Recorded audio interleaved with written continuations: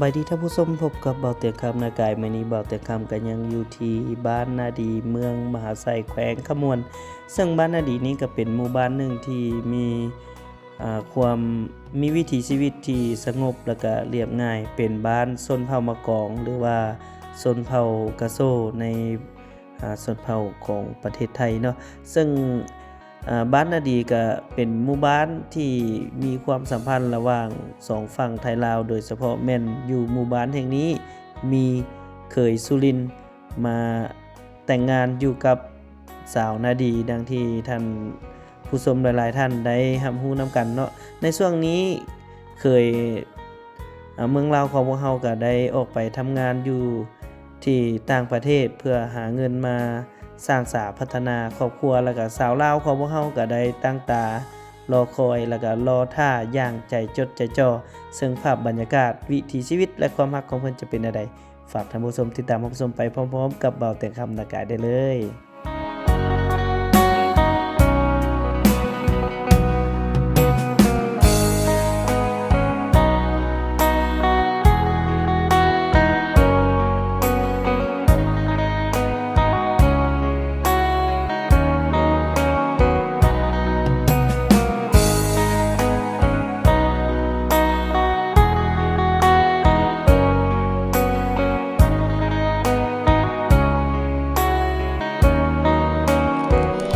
แม่เบิ่งแม่เอาน้องเนาะมีความเนาะสมัยก็ได้ผู้หญิงได้ลูกสาวประมาณนี้แหละเนาะลูกสาวขนมไอเตียงให้หาละอันไหนนะมัมซะลูกมัมซะกลมหัวครัวเหมือนพี่น้องเอ้ย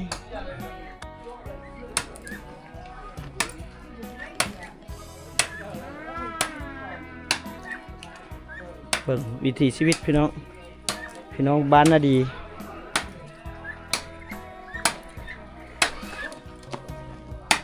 ไม่อย่างแล้วก็อันฟื้นเถอะนะ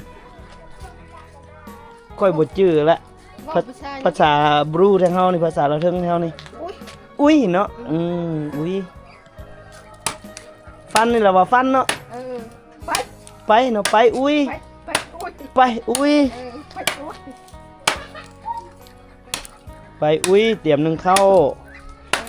วแต่งกินในช่วงยามแรงวิถีชีวิตยามแรง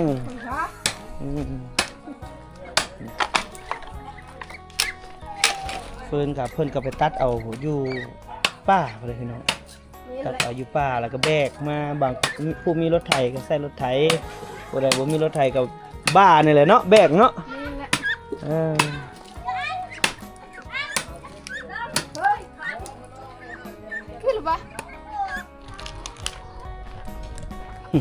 แม่น้องน้ำเลยมือนึงค่ะมีตอกมีทางอะไรค่ะมือนึงค่ะมี3-4หน่วยเห็นว่ามีตอกไรของเราเมียนนะ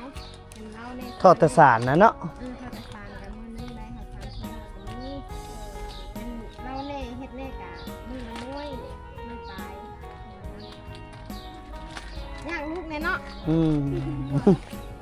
โอ้เบิ่งเตยเพิ่นเตรียมมาสานชาติได้นี่เนาะจากไปสั่งลูกเป็ดอีกอุ้ยป้าช่างเอาแม่น้องน้ำสนใจขนาดเลยสนใจอันนี้งามสีมืออันน่ะจากชาวบ้านเนาะเป็นผลิตภัณฑ์แฮนด์เมดของชาวบ้านโอ้เนื้องัวเต็มอยู่นี่บ่ส่วนผักส่วนมีในนี้เฉยสบายก็เนาะบ่ได้ออกตลาดเลยมัน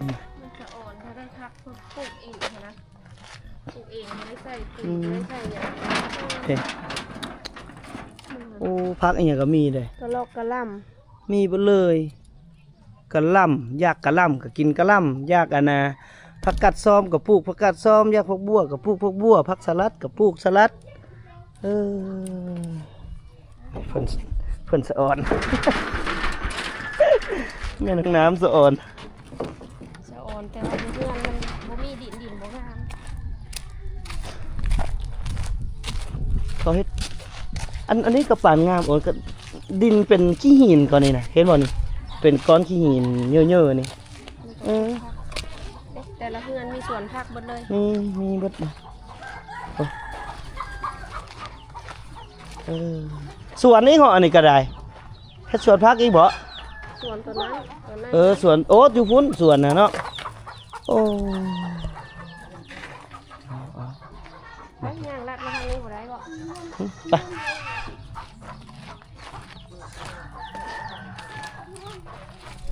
เด้สักกระส่วนน้อยนึงอีกได้อันใด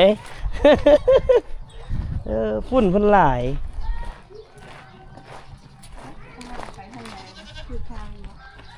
ทึกไปทางนั้นไปทางนี้ละลอดไปตามนี้ละ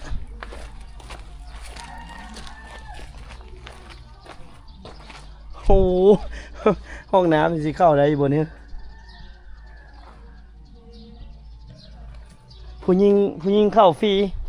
สำหรับผู้ชายยังเก็บเงินเด้อ 2,000 เบิ่งแม่สวนผักกระเจ้าแต่ละสวนอ้นนี่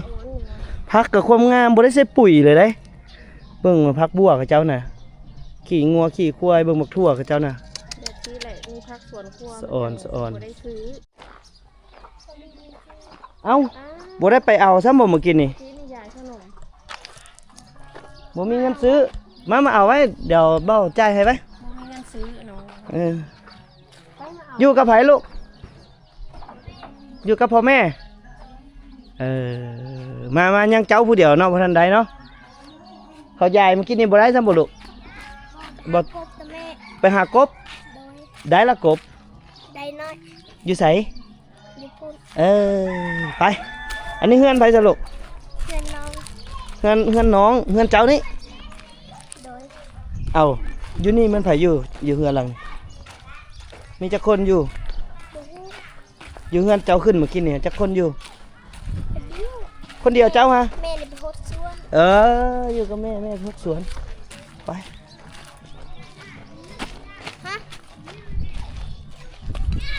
ไปเอาให้ลามอันนึง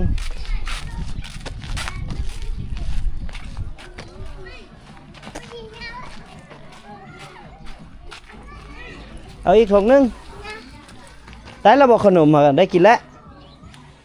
ตอบความจริงว่าได้กินแล้วหรือยังฮะผู้ใดได้แล้วแหละต้องตอบความจริงได้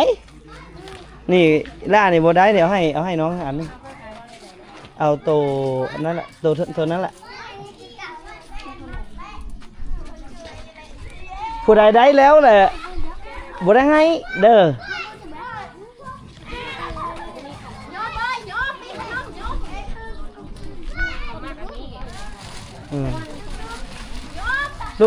ลูกกันยังบ่ทันได้บ่บ่ทันได้เอาให้4 คนได้แล้วบ่พุ่นน่ะยังบ่กันยังลองมา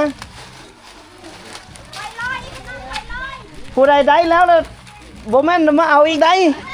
ยายเบิดบานเลยได้หอบนึงแหละบ่ให้ตัวเด้อผู้ใดตัวบ้า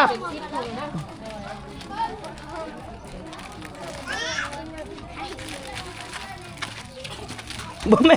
นมาเอารอบ2อีกเว้ยบ่นั่นเด้เอาได้แล้วยังเอาให้ลูกอีละให้น้องน่าขยันมาสำละค่ะไปสำละค่าขนม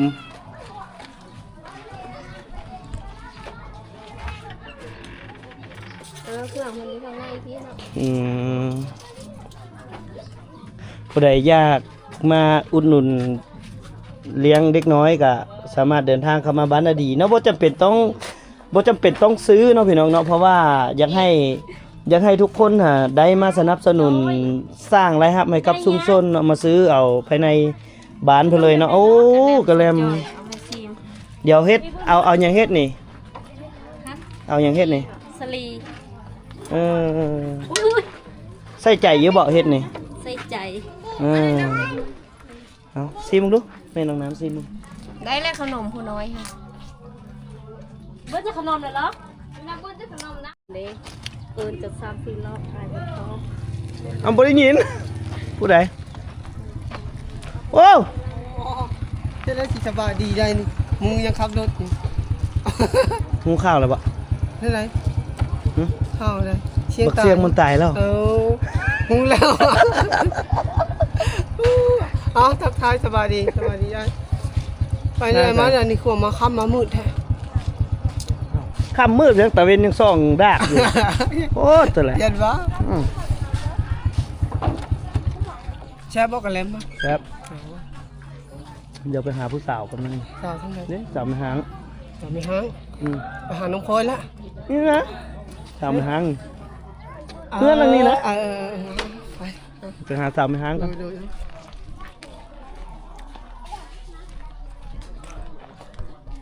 โอนมาจับให้หน่อยเฮ้ย ทำให้แม่ขนมไปท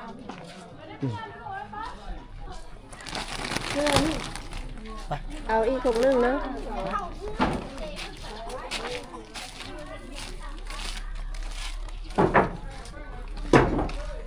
น้องเป็นแม่ห้างกระบอได้ห้างคือกระทอ คือกระเพาะอยู่ที่ตรง เนาะได้ยินเขาเว้าว่าผัวของเจ้าจากไป มีเมียน้อย เอาเหมาะไหมสำหรับคนที่เดี๋ยวจักปีถามก่อนให้แต่เล็กน้อยนะจักปีละ2 ปีเอากินให้ใหญ่ให้สูงเด้อล่ะเด้อ ค่ะ ขอให้ล่าใหญ่สูงเด้อให้ได้ตัวไหมโอ้ยตะอ่อนอายเขาอ๋อตัวบึงแม่เป่าคักหน่อยเฮ็ดอันนี้เนาะป้าดแต่เอาปืนเอาเป็นยังมือฮะพาพันโอ้กระโดดแท้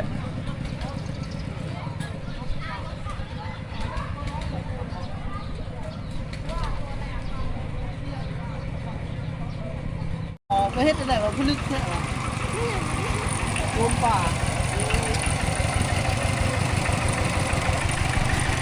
ตายกับเขาบ่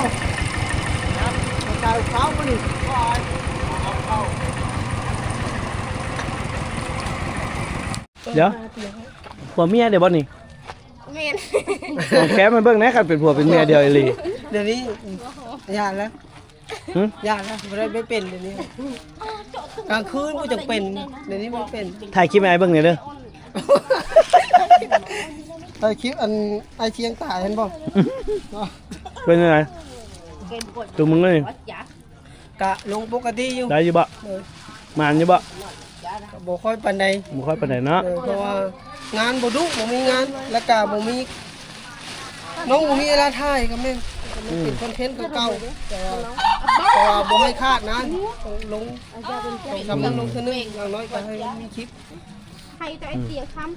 อันไหน ำหน่อไม้มะอื้อ อะบ้อง บวบอะบังเอาไว้เมื่อ มี เก็บ อะบ้องกับมีอะหยังอีก มะ บ้อง บว ก็ บ เอาบ้องแน่หน่อไม้ อ้าว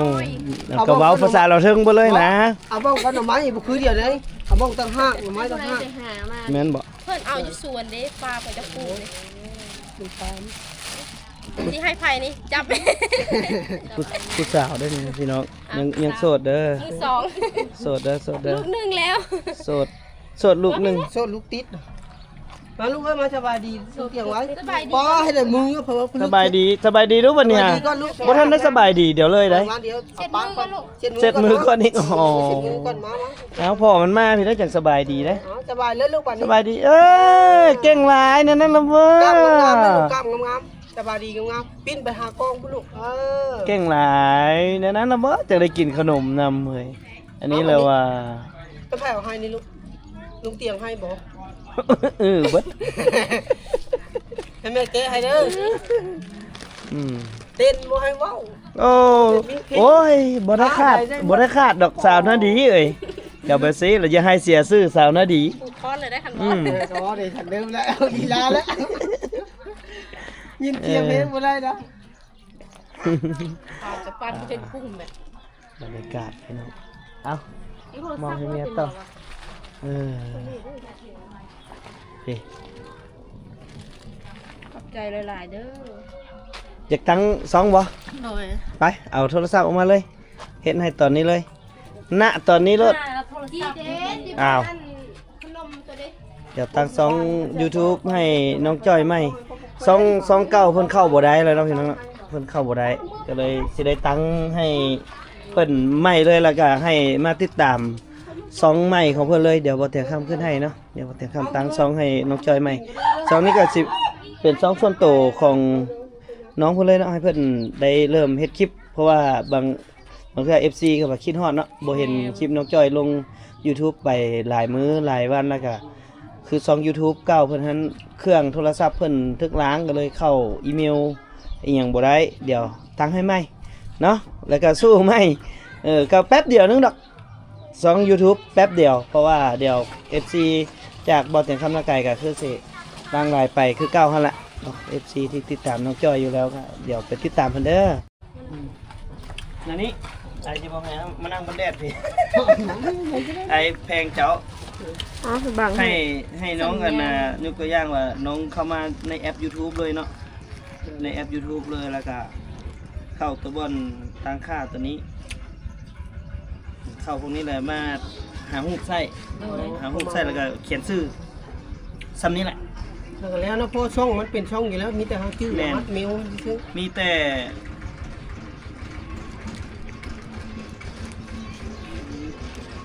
เลยบ่ทาย สร้างช่อง บ่ทายช่อง เดี๋ยวโอ้ยน้องฟ้าวแท้เนาะ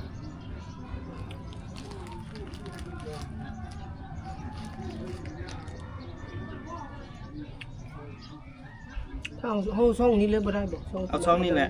ช่องนี้แหละ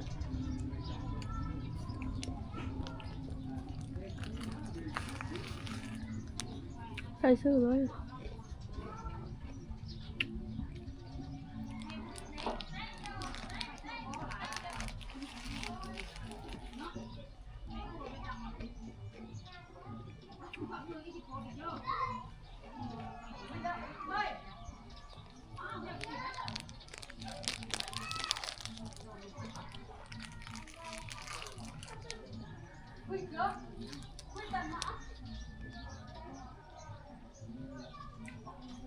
แค่ช่องนี้บ่เอาชื่ออันที่นี้ มีแต่น้องใส่เลยเนาะตัวนี้เนาะซื้อน้องก็ใส่เลยเป็นภาษาไทยไปเลย ตามช่องนี้ที่ใส่ไปนะ แล้วแต่น้องสิใส่เนาะตัวนี้เนาะน้องจ้อยน้ำหนักละน้อยว่าสินะ น้องจ้อยตัวเล็กว่าสิเนาะ โอ้โหเลยนะ อันนี้แล้วแต่ป้าเจ้าสิอยากได้ชื่อแบบใดแล้วนี่แต่เจ้าคือชื่อแล้วเฮาตั้งให้ก็ได้อันนี้เขียนให้ก็ได้ คิดก่อนเลยนะ แล้ว ตอน แต่ นี้ เจ้า บ่ สิ ฮู้ ใส่ ว่าสิตังจังได๋ ใส่น้องจ้อยไปก่อนเด้อ เลย น้องจ้อยไทยนาดี สาวน่าดีจะตัดสินใจให้น้องแน่แค่จะตัดสินใจแล้วน้องมั่นใจอ่ะ จบตัวนี้ละ ที่เหลือก็มีแต่ใส่หูปุ๊บน้อยเนาะ แมน URL อีหยังอยู่นี่เบิดเนาะแต่ตัวนี้มีแบบหูเราถ่ายแบบนี้เลยบ่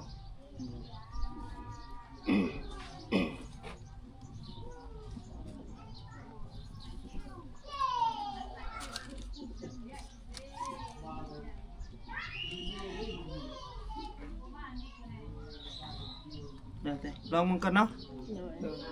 ทุกแบบก็ได้ที่เรา แม่น ขั้นโบมากกันแล้วจังเปลี่ยนกันได้ ตอนไหนก็เปลี่ยนสมมุติเอาตัวนี้เนาะ ชื่อนี่เขา เปลี่ยนได้ เปลี่ยนได้เนาะ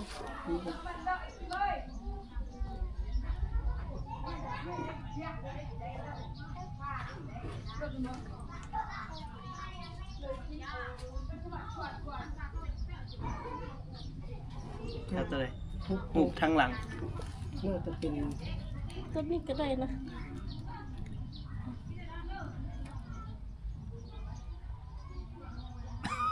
ชิ้นลายผมบอก ธรรมดาต้องเอาแบบ ต้องแต่ง เฮ็ดแบบธรรมชาติปลาหูหลังอันนี้มันก็คือเนี่ยเพราะมันน้อยนึงมันเป็นแบบนั้นจังกะเฮ็ดเป็นประเภทแบบ รูปเจ้าบ่นี่ แม่น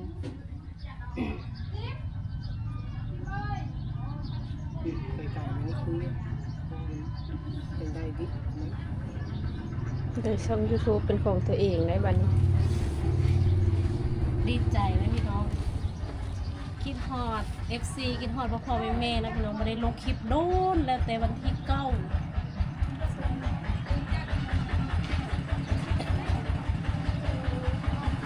มันอาจจะยังบ่ทันขึ้นเนาะ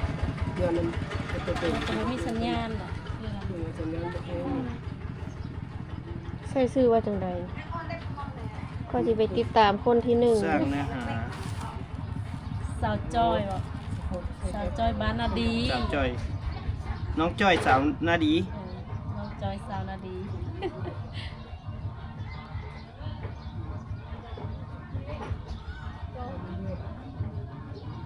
ได้ขยันน้อยหนึ่งได้เฮ็ดใหม่นี่ เห็นไหมต้องขยันเด้อเพื่อ FC สิได้เข้ามาเพราะว่าเดี๋ยวก็แป๊บเดียวนึงดอกเดี๋ยว FC ค้นหาแล้วก็แล้วเฮานำเสนอให้สำนี้แชร์ให้ 2-3 บาทก็ได้ละมีแต่น้องถ่ายคลิปตัดต่อลงเลย มีสัญญาณปานใดเนาะ มีแต่ตามเดิมมาโพส ทำ ต์ ไม นี่เลย ว่าถ้าน้องถ่ายคลิปแล้วเฮ็ดแบบเก่าเลยแม่น เฮ็ด บ่ แบบเก่าเลยเอาลงอยู่นี่เลย น้องอย่าเข้าใจว่าเวลาเฮาถ่ายในกองอยู่โปกองกระโปรงแล้ว ก็เฮ็ดคือเก่า มันบ่ได้เด้ซะมันยังบ่มีในการลง ตรงได้ลิงก์เลยไม่แล้วพอเราล้างเลยนี่ครับ ล้างบ่ได้เด้ ก็มีแต่อัพโหลดตัวนั้นนะ เดี๋ยวจะก็เอาโทรศัพท์ตัวนี้ถ่ายเลยส่งไป อืม ทำเลยเอา ตัวนี้ถ่ายก่อนก็ได้ โดย โทรศัพท์นี้ถ่าย แล้วก็มีแต่น้องไปโหลดอันนั้นให้ป้าเด้อไปโหลดอันน่ะแอปโกโปรนะแอปโกโปรอย่างโกโปร12ใส่ตัวเลือกเอาตัวโกโปร12ฮะตั้งค่าแล้วก็แล้วครับมีแต่ตามนั้นละเดี๋ยวไอ้มางวดหน้าไอ้จังเบิ่งให้อีก เอาที่ แต่ สาม ว่า ในยูทู ท่าน บ อยากถ่ายลงก่อนล่ะ ได้ โทรศัพท์นี่ถ่ายลงก่อนพยายามอันนั้นเอาเนาะมันจัง โคซันก็มันมีสายบ่สาย Type C ตัวนี้ก็ได้ แต่ว่ามันต้องเป็น2สองทางคือ ส เดี อ ยว ง กั ทาน ง แบบ คือ นี้ เดียวกัน สบายดี โอ้ FC เอาลงแล้วนะเอามือถือตัวนี้ถ่ายก่อนก็ได้เพิ่งเป็นทักทาย FC ก่อนตั้งให้แล้วเด้อ พี่น้องเอ้ยสาวจ้อยสิได้มีซองเป็นของตัวเองแล้วเด้อตัวนั้นแล้วเขา YouTube กัน เข้า เนาะ YouTube เลย ตัวนี้ กับวิธี อ่า โพสต์กับแบบ มัน เก่า มันยัง ยังบ่มี ยังบ่มีรูปมีแต่น้องเอาใส่เองนี่เด้ นี่พี่น้อง นี่สาวน้องจ้อยสาวหน้าดีเอาเป็นสาวเลยบาทนี่ เป็นสาวแล้วพี่น้องก็ต้องกราบขอบบุญขอบคุณไอเตียงหลายๆเด้อที่มาตั้งซอง YouTube ให้สาวจอยพี่น้ ตั้ อง ง กงเตอร์ กับภาคติดตามสาวจอยนำเด้อน้องสาวจอยบ้านนาดีพี่น้องนี่ซองใหม่นะพี่น้องเนาะ เดี๋ยวสิแปะลิงก์ให้ทางใต้คอมเมนต์เด้อเดี๋ยวสิแปะลิงก์น้องจ้อยให้อยู่ใต้คอมเมนต์เนาะจังไดก็เดี๋ยวส่งไปทาง Messenger ให้ไอ้ โดย เดี๋ยวไอ้สิ copy ลิงก์ให้ FC ได้เข้าไปติดตามเลยเนาะ โดย เอาขอให้ผ่านไวๆเบิ่ง สาธุ เบิ่งให้ยอดชั่วโมงเพิ่นผ่านไวๆเด้อพี่น้องเด้อจะได้เห็นน้องจ้อยท่องโลกท่องยุทธภพ มีอาวุธไหมแล้วฝ่าฟันให้ดีจังใดก็สู้ๆเด้อ โดย สู้ๆ